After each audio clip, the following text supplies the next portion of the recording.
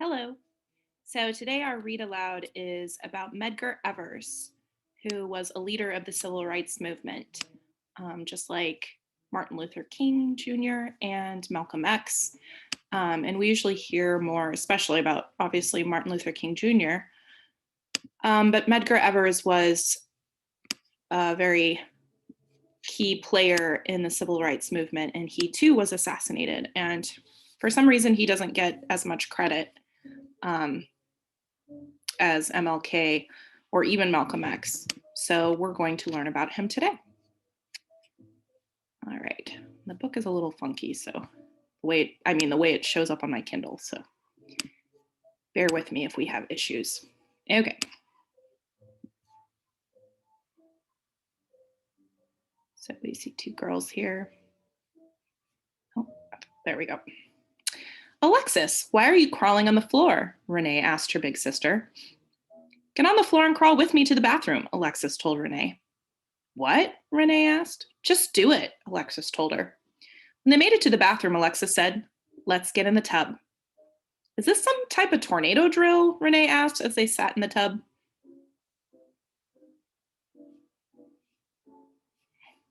There we go.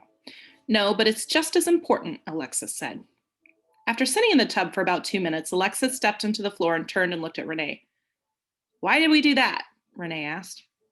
I'm reliving what civil rights icon Medgar Evers' children had to do when their father was fighting for justice in Mississippi, Alexis answered.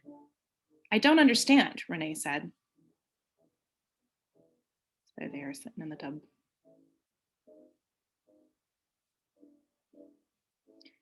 It's really difficult.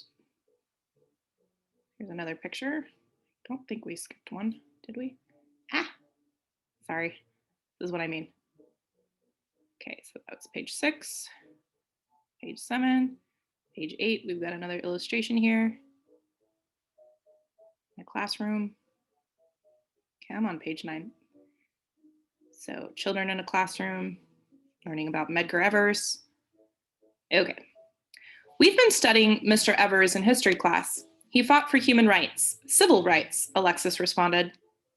How did he do that? Renee asked. Children, your grandmother Peggy is here, their mother Tanya yelled from the kitchen. Mama, the children shouted as they ran toward the kitchen. They hugged and walked into the living room and sat on the couch. So there they are hugging Mama. What have you two been doing today, Mama? Peggy asked. I'm teaching Renee about M.E., Alexis told her grandmother. About me? Mama, Peggy asked. No, Mama, Alexis said, shaking her head. About Medgar Evers. He fought for my rights, my civil rights, Alexis continued. That's right, big girl, Mama said, smiling.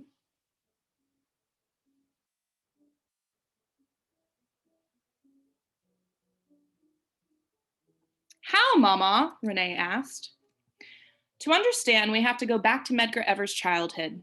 He grew up in a small town in Mississippi, Decatur. When he was about your age, he saw something that changed his life, Mama Peggy explained. What was it? Renee asked. It wasn't a pretty sight. As a matter of fact, it was quite disturbing. He saw a man die.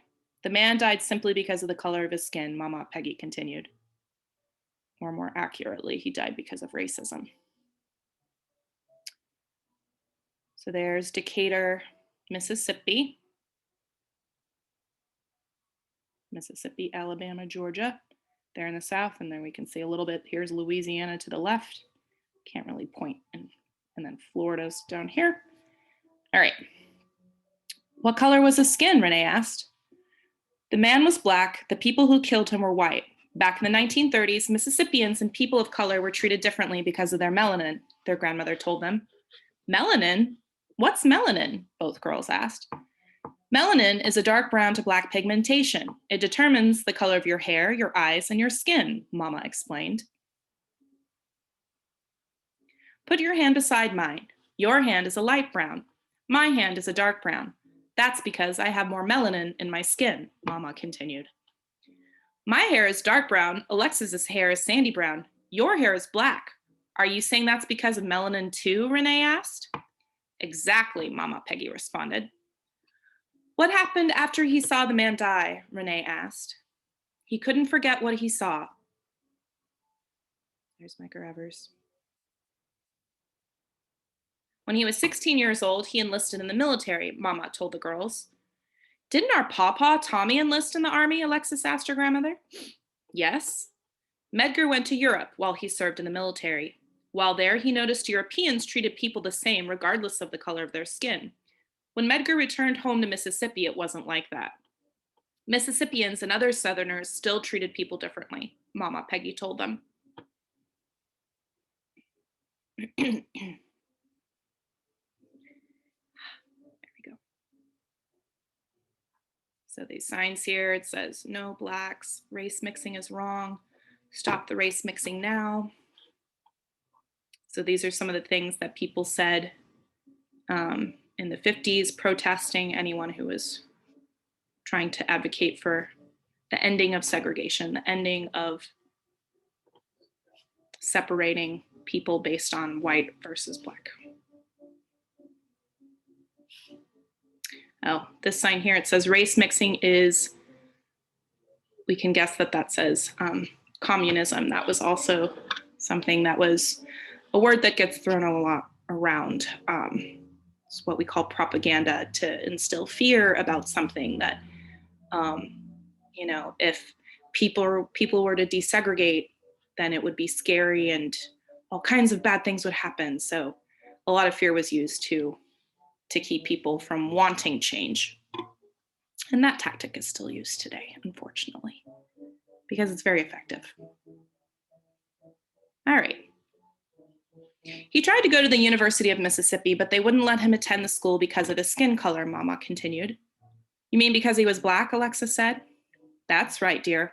Medgar knew that wasn't fair. He began working for this organization known as the National Association for the Advancement of Colored People, Mama Peggy said. The NAACP? Alexis asked. Yes, Mama Peggy answered. We've been studying about that organization and about the SCLC, the Southern Christian Leadership Conference, in history class.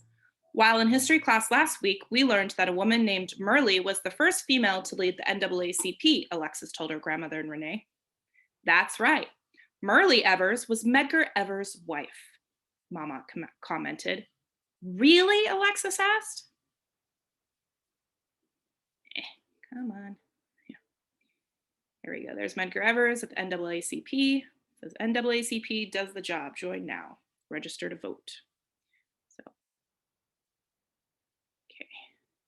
There he is helping somebody. Boop. Okay. Oh, here's a picture of his wedding to his wife, Murley. The two met when they attended college. They worked together on civil rights, Mama said. I still don't understand why Alexis was crawling, Renee blurted out. As I was saying, Medgar was working for the NAACP. Blacks in Mississippi couldn't eat in the same areas of a restaurant as white people. Blacks couldn't drink out of the same water fountains. The fountains had signs on them that read for whites only and colored only, Mama shared with the girls.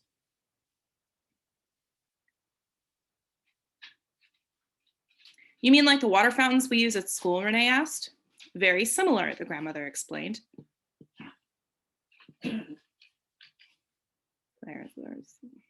What did he do about it? We haven't learned this part of the story yet, Alexa said. He organized sit-ins, Mama Peggy answered. What's a sit-in? Renee asked her grandmother. A sit-in is a type of protest. The protesters or demonstrators would occupy a place like the restaurant. So here they are. So a restaurant that would only serve people who are white. They would go and they would sit. They protested by refusing to leave until their demands were met. In this particular case, they didn't leave until they were fed in the same area of the eatery, Mama said.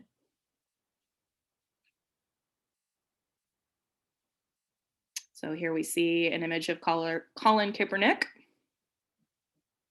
who was also doing a form of a sit-in, taking a knee during the singing of the Star-Spangled Banner, kind of this quiet way of protesting, letting people know that he wants to see change. He wants racism and police brutality to end. And he can't,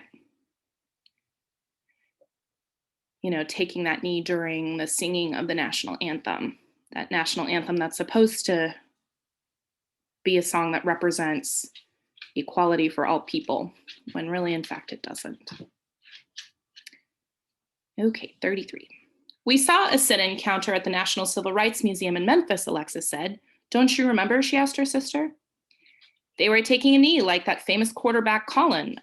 What's his last name? Renee asked. Colin Kaepernick, Alexis said. Everybody at our school knows him. He has an afro. The president said some mean things about him. I think he was like Mr. Evers.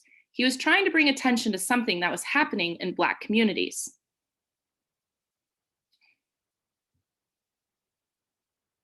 It says communists can eat here. Why can't we? I don't even know what that.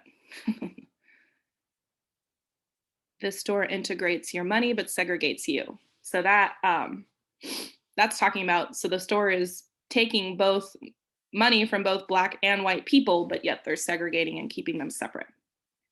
So they're asking people, don't shop there. Please don't buy anything from this store. So we're still talking about Colin Kaepernick. Plus, he raises money to help kids in inner city, Alexis continued. I want to know about Mr. M.E., Renee said. He did similar things in grocery stores. He had protests in the grocery stores like he had in restaurants. Some of the owners would charge Blacks more money for food. When Black people shopped, they would have to let people who didn't have their same skin color check out before them, Mama Peggy explained. That's not fair, Renee said. It should have been whoever was next in line, Renee told her grandmother. You're right. Mr. Evers thought those actions were unfair too. That's why he was an organizer. He worked to change those things. He told people to stop shopping at the places where they were treated unfairly. He informed them to find places where people respected them and the money they were spending. Mama told the girls. Some mean people didn't like the changes which Medgar was making, so they did a horrible thing.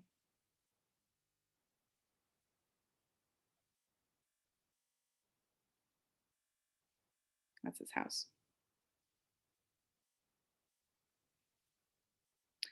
What did they do, Mama? The girls asked. Medgar was going home from work one night. A white man named Brian de la Beckwith hid in some bushes and shot him in the back. Medgar went to heaven that night. While he was alive, God used Medgar to make a change in Mississippi. He was known around the country and around the world for making changes to the way Black people were treated. Because of him, we have equal rights, Mama Peggy said. So that's the man who killed him. I get why Alexis was crawling now. Mr. Evers taught his children to crawl so we could stand one day. Stand proud, Renee said. I'm able to be me today because of M.E., because of Medgar Evers and his fight for civil rights, Renee said with a smile as she stood proudly. The end. So, hope you enjoyed that. It's the only book I could find on Medgar Evers, and I would have liked them to talk a little bit more about what he did, but I encourage you, if you want to do some research about him and learn a little bit more about Medgar Evers and all he contributed, I encourage you to do so. So have a lovely day. I'll see you later.